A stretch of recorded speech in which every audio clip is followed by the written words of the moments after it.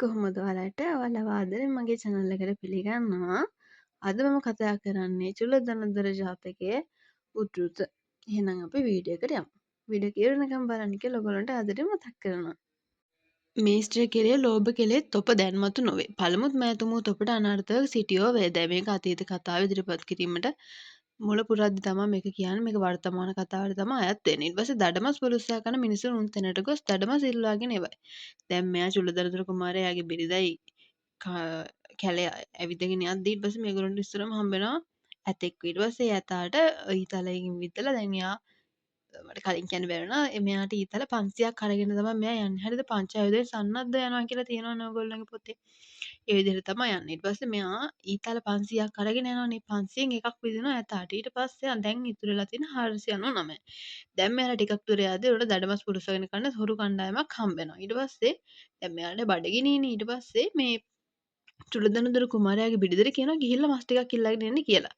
ඊපස්සේ මෙයාලට ඒක කිසිම ගැළපෙන්නේ නැහැනේ. තමන්ගේ බිරිඳව එහෙම යවනවා සොරු කණ්ඩායමක් ගාවට නියම පිරිමියෙක් නම් අන්න එතන කියන්නේ නුසුදුසු පිරිමි ලක්ෂණ. හරිද? ඊට පස්සේ අමු මාංශ දැක කියන්නාහු පිළිස්සු මාංශ නොදී අමු මාංශ දුන්නේ අප කෙරේ කනස්සලුවෙන්ද. දැන් එහෙම අහනවාද තමන්ගේ බිරිඳව තනියම එතෙන්ටත් යවලා අමු මාංශ ටික ගෙනාවට පස්සේ තව කියනවා පිළිස්සු මාංශ දුන්නේ නැත්නම් මොකද පුච්චපු මස් අපිට දුන්නේ නැත්නම් මොකද ඔය අමු මාංශ ටිකක් හරි දුන්නානේ ඒ ටික පුච්ච ගන්න බැරිද නේද? ඒකත් මේ නුසුදුසු පිරිමි ලක්ෂණයක්. හරිද? ඒක අවස්ථා සිද්ධි වලත් ගන්න පුළුවන්. මට ඔයාලට කියන්න බැරි වුණා. දැන් චුලධනදර කුමාරට කොහොමද බිරිඳ හම්බෙන්නේ? දැන් මෙයා ඉගෙන ගන්න දිසාපාමොක් ආචාර්යවරයෙක් ගාව. දැන් මෙයාට හොඳට ධනු ශිල්පය පුළුවන්නේ. ඒක තමයි චුලධනදර කුමාරයා කියලා හැදලා තියෙන. ධනුද්දර කියලා හැදලා තියෙන නම ඒක නිසා.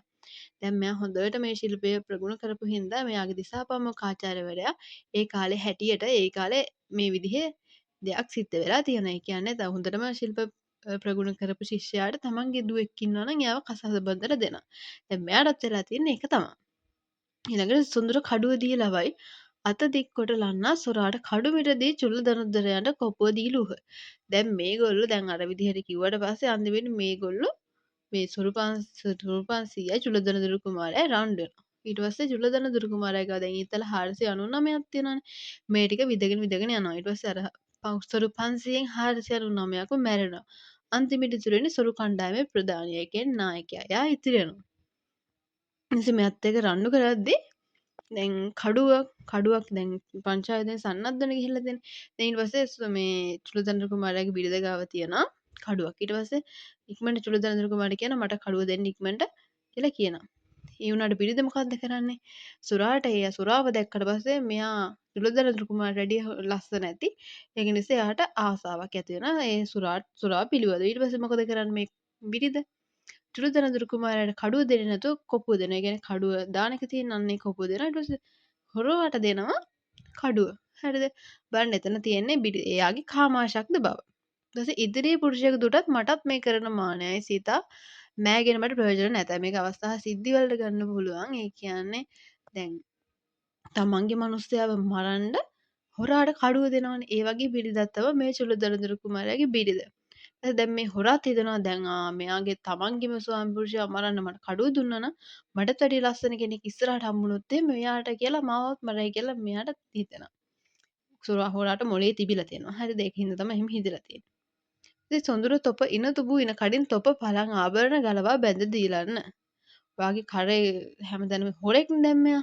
මෙයා කියනවා වගේ කරේ හැමදැනම දෙන අතරං ආභරණ ටික මට දෙන්න කියලා දෙනවා. දෙන්න කියලා කියනවා. තොපගේ පරණ සමනන්ට කළ දෑ දුටු කල මට තමා වේද තීගෙන් ප්‍රයෝජන නැත. ඔයා කලින් ඔයාගේ ස්වාමි පුරුෂයාට කරපු දේ මටත් වෙන්න පුළුවන් කියලා මම දන්නවා. ඒකින්ද ඔයා මම අරගෙන යන්නේ නෑ ඉස්සරහට කියලා කියනවා. හරිද? ඒක ස්ත්‍රීකට එයාට චුලධනදර කුමාරයාගේ පිටිදරන්න අන්තිමේට අත්තර ඉරණම තමයි ඕක. ඒ කියන සිගාලයා මත්ස්‍යයත් නොලැබ මාංශ කැටියත් නොලැබ විකේෂ්ප ගඟ සමීපයේ උන් ස්ත්‍රියගේ මූණ බල බලා සිටියේය. දැන් මේ සිද්ධිය දකිනවා ශක්‍ර දේවේන්ද්‍ර. එයයි ඊපස්සේ දැන් ශක්‍ර දේවේන්ද්‍රයයි පංචශිකයයි මාතලේ දිව්‍ය පුත්‍රයයි තුන්දෙනාම වේශ තුනක් මවාගෙන දැන් මේ ස්ත්‍රියට හොඳ පාඩමක් උගන්වන්න ඕනි කියලා එනවා. පස්සේ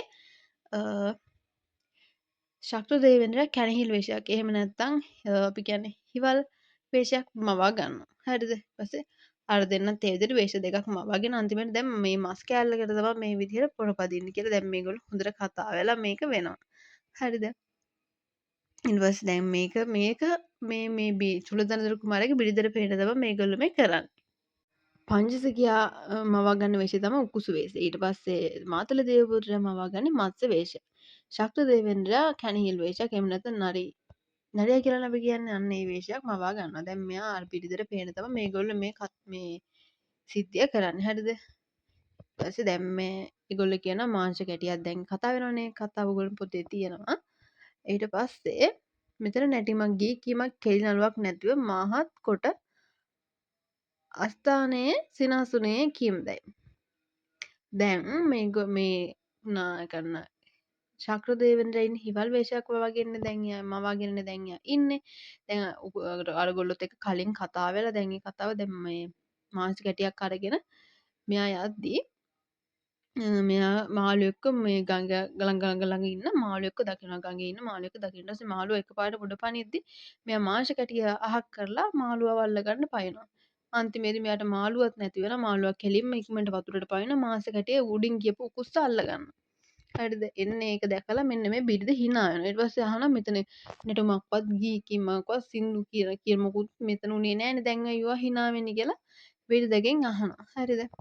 තොප මට සිනාසෙන්ට කාරණා කිරිද. තොපගේ පළමු පිසවක් කෑ සමනනුත් නැතිව අලුත් සමනනුත් නැතිව ඔබේ භ්‍රෂ්ටව ඉදිනා තොප මට නින්දා කියා. දැන් මම මේ තිත්තුනා තියලා දැන් තව ටිකක් තියෙනවා. ඔයාලට මේක ලොකු උද්ෘතේම ලියන්න ඕනේ නෑ. හරිද? දැන් රූල් 4ක් විතර උද්ෘත ලියන්න ඕනේ නෑ. ඔයාලට වෙලාව දෙන්න පුළුවන්. ඒ හින්දා පොඩ්ඩක් උද්ෘතේ ඔයාගේ හැබැයි යටින් ලියන විස්තරයට ගැලපෙන උද්ෘතේ උඩ තියෙන්න ඕන. ඒක නිසා ඔයාලට වෙලාව මදි හින්දා මේ විදිහට තිත්තුනක් තියන්න පුළුවන්. හරිද?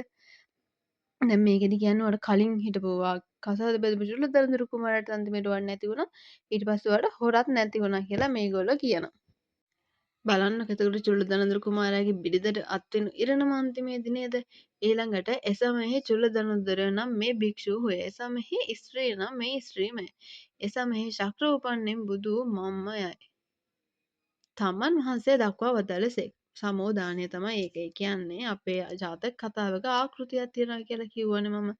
ආකෘතියේ වර්තමාන කතාව, අතීත කතාව සහ සමෝදානය කියලා කොටස් තුනක් තියෙනවා. ඒ කොටස් තුනට අදාළව තමයි ඔයගොල්ලන්ට උද්ෘත මන් දීලා තියෙන්නේ. සමෝදානයට එකයිනේ තියෙන්නේ. ඒක තමයි ඔය. හරිද? දැන් මේ කතාවයි ජාතක පොත අපිට කතාවස්තු දෙකක් දීලා දෙනවා. එකක් චන්දකින්දර ජාතකේ, මේක චුල්ලදනුද්දර ජාතකේ. දැන් මේ ජාතක කතා දෙකේ ඉන්න ස්ත්‍රියන් දෙන්නේ. ඒ කියන්නේ චුල්ලදනුද්දර කුමාරයාගේ බිරිඳයි චන්දකින්දර ජාතකේ ඉන්න සඳකින්දුරයයි කියන්නේ දෙන්නෙක්. බලන්නකෝ චන්දකින්දර ජාතකේ ඉන්න කිඳුරාංගනාව පතිභක්තියෙන් යුක්ත කාන්තාවක්. හැබැයි මේකින් එක්කෙනා කාමාශක්ත කාන්තාවක් කියලා අපිට බැලූ බැල්මටම පේනවා. මේ දෙන්නගේ හැසිරීමට මේගොල්ලෝ කොහොමද ඉන්නේ? දැන් චුල්ලදනුදුරු කුමාරයාගේ බිරිඳ බලන්නකෝ දැකපු මනුස්සයා පස්සේ යන කෙනෙක් වගේනේ අපිට මේ කතාවෙන් අපිට මැවිලා පේන්නේ. දැන් සුරදෙටුවව දැක්කා තමන්ගේ මනුස්සයාව මරන්න කියලා කඩුව දෙනවා. ඒ වගේ බිරිඳක් තමයි මේ චුල්ලදනුදුරු කුමාරයාගේ බිරිඳ. හරිද? එතකොට මේ ස්ත්‍රීන් දෙන්නෙක්. හරිද? මේ ජාතක කතා පොතේ අපිට දීලා තියෙන කතාවස්තු දෙකේ ඉන්න ස්ත්‍රීන් දෙන්නෙක්.